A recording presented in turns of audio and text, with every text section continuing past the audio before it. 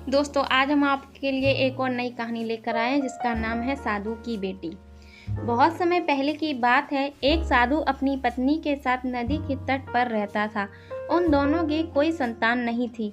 उनकी बड़ी इच्छा थी कि कम से कम एक संतान उनके यहाँ जरूर हो।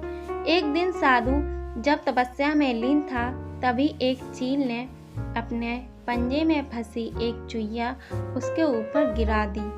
साधु ने उस चुईया को घर ले जाने का निश्चय किया, लेकिन उससे पहले उसने उसे एक लड़की में बदल दिया।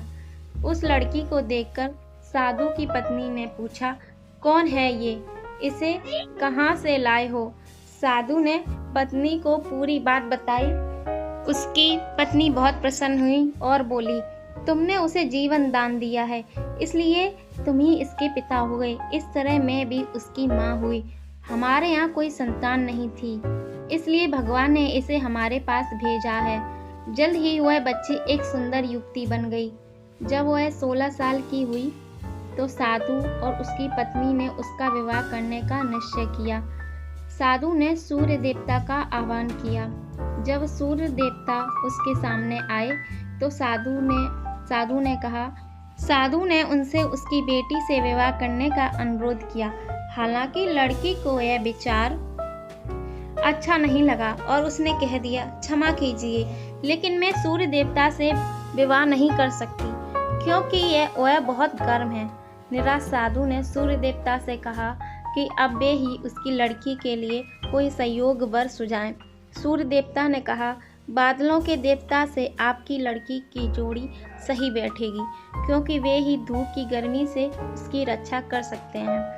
साधु ने जब बादल देवता से उसकी लड़की से विवाह करने का अनुरोध किया, इस बार भी लड़की ने विवाह से इनकार कर दिया और बोली, मैं इस काले व्यक्ति से विवाह नहीं करूंगी। इसके अलावा बादलों की गरज से मुझे डर भी लगता है।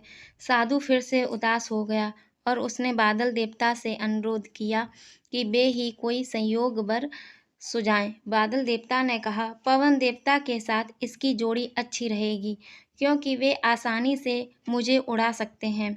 साधु ने अब पवन देवता से विवाह का अनुरोध किया। इस बार भी लड़की ने विवाह से इनकार कर दिया और बोली, मैं ऐसे अस्थिर व्यक्ति से विवाह नहीं कर सकती जो हर समय यहाँ वहाँ उड़ता रहता हो। साधु काफी परेशान हो गया। साधु ने पवन देवता से कोई सुसंयोग वर सुझाने को कहा। पवन देव ने जवाब दिया, पर्वतों के राजा बहुत मजबूत और स्थिर हैं।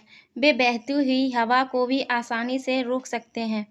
उनसे आपकी लड़की की जोड़ी सही बैठेगी। साधु अब पर्वतराज के पास गया और उससे उसकी लड़की के साथ विवाह करने का अनुरोध किया।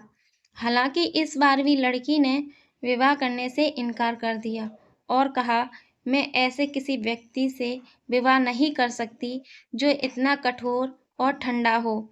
लड़की ने साधु से किसी नर्म वर को खोजने को कहा। साधु ने पर्वतराज से सलाह मांगी। पर्वतराज ने जवाब दिया, किसी चूहे के साथ ही आपकी लड़की की जोड़ी अच्छी रहेगी क्योंकि वह नरम भी है और आसानी से किसी पर्वत में भी बिल बना सकता है। इस बार लड़की को वर पसंद आ गया।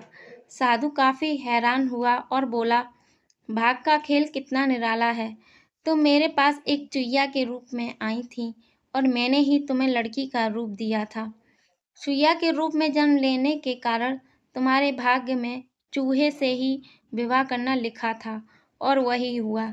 भाग्य में जो लिखा होता है वही होता है। साधु ने फिर से प्रार्थना शुरू कर दी और लड़की को दोबारा चुईया बना दिया। तो दोस्तों आपको कैसी लगी हमारी ये स्टोरी? कमेंट जरूर करिएगा। अगर वीडियो पसंद आए तो लाइक करें और अपने दोस्तों के साथ शेयर करें। Thank you.